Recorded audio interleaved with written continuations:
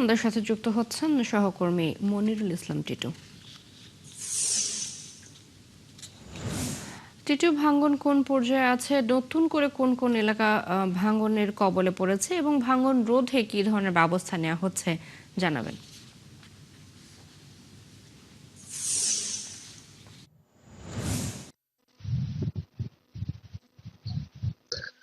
চৈতি ফরিদপুরের সদরপুর এবং ভাঙ্গা এই দুটি উপজেলার মধ্য দিয়ে প্রবাহিত হয়েছে আড়িয়াল খাঁ নদ। আর এই আড়িয়াল খাঁ নদ প্রতি বছরই ভাঙে এবং ভাঙতে ভাঙতে কোথাও কোথাও 10 থেকে 15 কিলোমিটার অভ্যন্তরে চলে এসেছে। তো এই এলাকার এমন অনেক মানুষ রয়েছেন যারা 15 থেকে 20 বারের উপরে তাদের বাড়িঘর সরিয়ে নিতে হয়েছে। প্রতিনিয়ত তাদেরকে এই নদী ভাঙনের সাথে যুদ্ধ করে বেঁচে থাকতে হয়।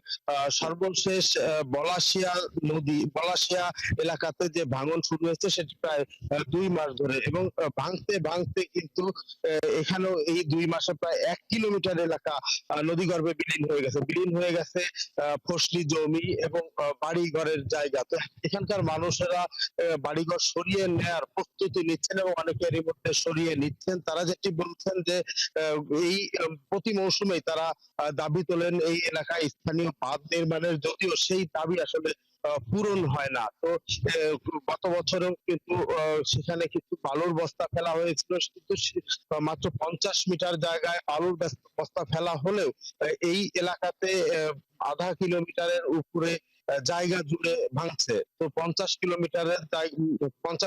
মিটার জায়গায় যে বালুর বস্তা ফেলা হয়েছে তাতে আসলে এই ভাঙন রোধ করা সম্ভব হচ্ছে না। আমরা কথা বলেছিলাম পানি উন্নয়ন বোর্ডের কর্মকর্তাদের সাথে, তারা বলছেন যে শীঘ্রই এই বিষয়ে তারা একটি ব্যবস্থা নেবেন এবং প্রাথমিকভাবে আরো কিছু বালুর বস্তা ফেলে এই ভাঙনটি রোধ করা যায় কিনা, ঠেকানো যায় কিনা সেটি তারা চেষ্টা করবেন। একই সাথে আগামী মৌসুমে যাতে যে স্থায়ী বাঁধের কথা বলা হচ্ছে সেই স্থায়ী বাঁধ নির্মাণের যে পরিকল্পনা সেই পরিকল্পনা নেওয়া হতে পারে। কথা বলেছিলাম ফরিদপুর 4 আসনের সংসদ সদস্য শহীদুল ইসলাম খান বাবুলের সাথে, তিনিও কিন্তু একই আশ্বাস দিয়েছেন যে এটি নিত্য বছরেই ভাঙে, সুতরাং এখানে সাময়িকভাবে হয়তো বা বালুর বস্তা ফেলে ভাঙন ঠেকানো যাবে, কিন্তু স্থায়ী বাঁধ ছাড়া এই এলাকার মানুষের মুক্তি নেই। তাই তারা মনে করেন যে তিনিও মনে করেন যে এই এলাকার মানুষের যান মাল এবং সম্পদ রক্ষায় স্থায়ী বাঁধ করা প্রয়োজন এবং সে লক্ষ্যে তিনি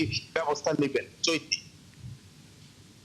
টিটু, আপনি আছেন সেখানে, ভাঙনের খোঁজ খবর রাখছেন। আমরা পরবর্তীতে নিশ্চয়ই আবার আপনার সাথে যুক্ত হব। দর্শক, আমাদের সাথে ফরিদপুর থেকে যুক্ত ছিলেন সহকর্মী মনিরুল ইসলাম টিটু।